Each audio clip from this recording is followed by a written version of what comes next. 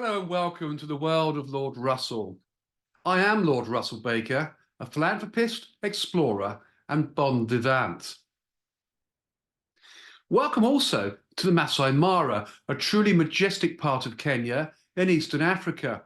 A glorious safari in 2018, staying at Cotter's Safari Camp, which is an open camp, by the way, where wild animals of all descriptions are possible visitors. After an internal flight laid on by Ethiopian Airlines to an open grass airport runway in the heart of the Masai Mara, I arrived via Land Rover at Cotter's Camp. I'd be staying at Cotter's Camp for the next few days, one that would, I had been promised, provide me with the very best safari experience that Kenya, indeed the whole of Africa, could offer. So not just any old safari. This was Cotter's Safaris after all. They provide the open camp accommodation, food and drink, and all the facilities you need. All you have to do is enjoy yourself, whilst at the same time be very aware of all the wild animals that are as happy to make themselves part of the day-to-day camp life as the guests are.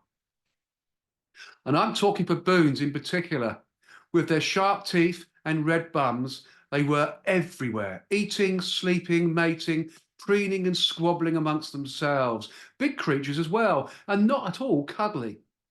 I'd often make eye contact with a baboon outside my glamping tent, and that is, let me assure you, quite an interesting experience.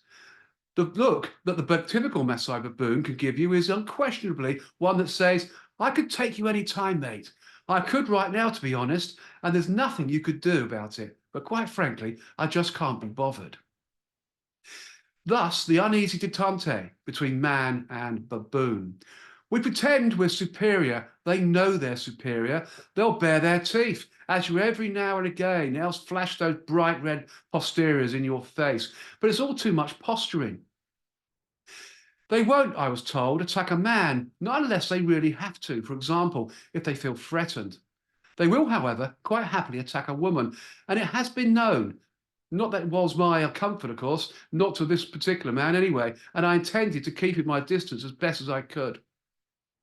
The baboons probably could, if they really wanted, all gang up and annex not only your tent, but you and whoever happened to be in it at the same time as well.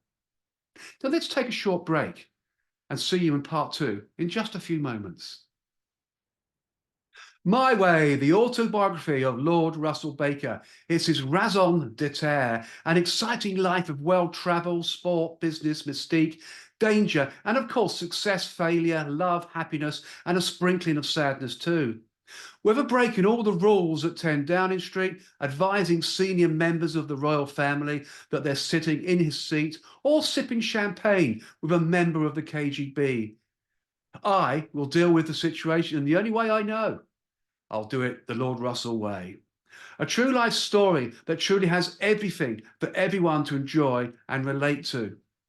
Something at every page turn to excite and drive your imagination into a new world. A book you simply won't be able to put down. You can read about some of my remarkable exploits in My Way.